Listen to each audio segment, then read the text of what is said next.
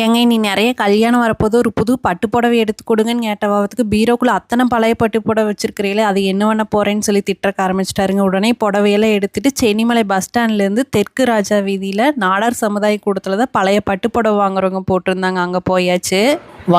வர்றேங்கண்ணா.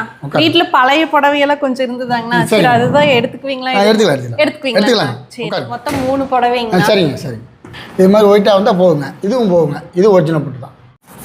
இதுவும் போகுங்க. இது ஒயிட்டா 3மே போகும். 100 போகும். இந்த புடவை 1500 போகும். இது 1500. ஆமா தர்கு கம்மியா இருக்கிறதுனால 1500 உடம்பு பாடு கீழேயும் பாடு மேலேயும் பாடுங்கிறதுனால இது வந்து 15000 போகுங்க. ஆனா இந்த சாரி பாருங்க கொஞ்சம் கிழிஞ்சிருச்சுங்கண்ணா. பரவாயில்லைங்களா? எத்தனையா கிழிஞ்சாலும் பரவாயில்லைங்க. ஜர்க ஒரிஜினல் ஜர்கையா இருந்தா ஓகே. 5000 போகுங்க.